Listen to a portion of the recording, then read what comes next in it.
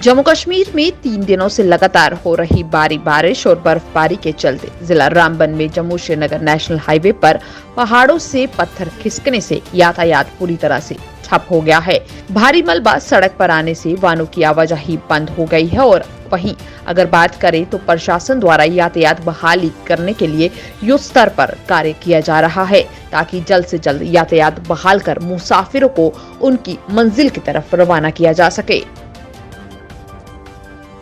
आज जम्मू के तवी पुल पर कन्नव वर्मा, जो कि जम्मू कश्मीर के यंगेस्ट मोटिवेशनल स्पीकर हैं, के द्वारा जम्मू वासियों को जागरूक करने के लिए एक कोशिश शुरू की गई है, जिसमें दहेज प्रथा को लेकर और साथ ही साथ कई अन्य कृतियों को लेकर वे जम्मू वासियों को जागरूक करते हुए नजर आए हैं। सिर्फ जम्मू वासियों के साथ साथ उन्होंने कहा कि ये समय है कि युवाओं को खासकर इसमें जागरूक होने की जरूरत है। इनके द्वारा इस जागरूकता को तौर पर जो है नाम दिया गया है, जिसमें ये कहा गया है कि तू डर मत युवा, अब बोल युवा दिया गया नाम है और लोगों से दहेज प्रथा को खत्म करने की अपील भी की।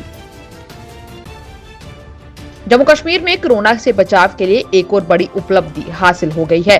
15 से 17 साल की आयु वर्ग में 100% लक्ष्य को हासिल कर लिया गया है।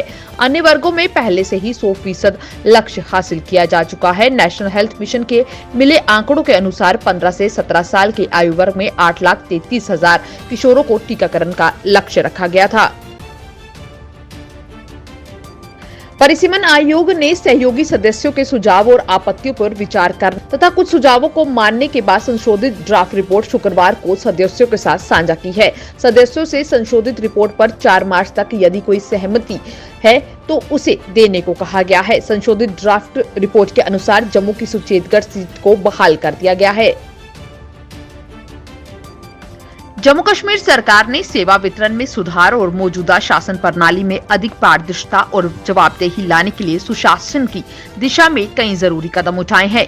इन प्रशासनिक सुधारों में से एक है जमीन का आपकी जमीन आपकी निगरानी के साथ डिजिटलीकरण। इसे लोगों के किसी प्रशासनिक परेशानी के बिना भूमि रिकॉर्ड तथा आसानी से पहुंच सकते हैं। डीसी जम्मू अंशुल गर्ग के द्वारा अरनिया के सेक्टर का दौरा किया गया और इस दौरान जो है आपको बता दें कि उनके साथ जम्मू कश्मीर रेवेन्यू डिपार्टमेंट के अधिकारी भी मौजूद रहे। इस दौरे के दौरान इन्होंने लोगों को पासबुक यानी कि जो जमीनी पासबुक है उसके बारे में जागरूक किया और इस मौके पर डीसी अंशुल गर्ग का कहना था कि डिजिटलाइजेशन प्रोग्राम का मकसद है कि लोगों को आसानी से उनकी जमीनों के साथ जोड़ा जा सके। साथ ही साथ उन्होंने लोगों से अनुरोध किया कि वे जल्द से जल्द अपनी डिजिटल पासबुक लें ताकि आगे से उन्हें किसी भी तरीके से कोई परेशानी ना झेलनी पड़े।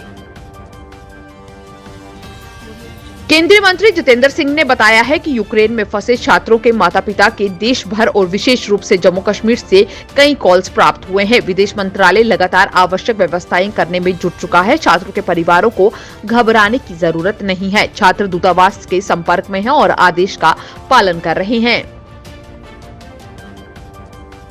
भारत में कोरोना वायरस महामारी की तीसरी लहर सुधार के पड़ाव में है। वायरस के नए मामले दिन ब दिन कम दर्ज किए जा रहे हैं। देश में पिछले 24 घंटों में कोरोना वायरस संक्रमण के 11,499 नए मामले दर्ज किए गए हैं। वहीं इस दौरान 255 मरीजों की मौत हो गई।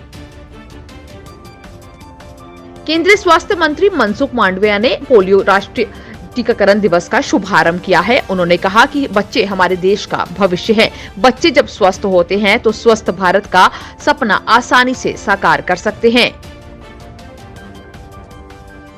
Jammu Kashmir PHE IIT training CP workers और साथ ही साथ land donors association Jammu province के द्वारा 72 घंटे की काम छोड़ हड़ताल को 24 तारीख से जारी किया गया था, जो कि आज समाप्त होने की थी। परंतु जिस तरीके से जम्मू कश्मीर प्रशासन की तरफ से इनकी मांगों की तरफ कोई ध्यान नहीं दिया गया है, जिसके चलते इन्होंने अपनी काम छोड़ हड़ताल को अब अगले 48 घंटे के लिए बढ़ा दिया है।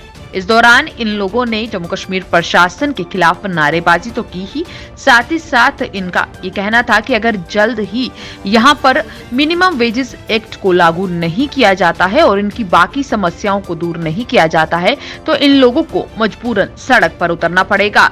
इन्होंने जम्मू कश्मीर के उपराज्यपाल प्रशासन से गुहार लगाई है कि जल्द ही इनकी मांगों को पूरा किया जाए।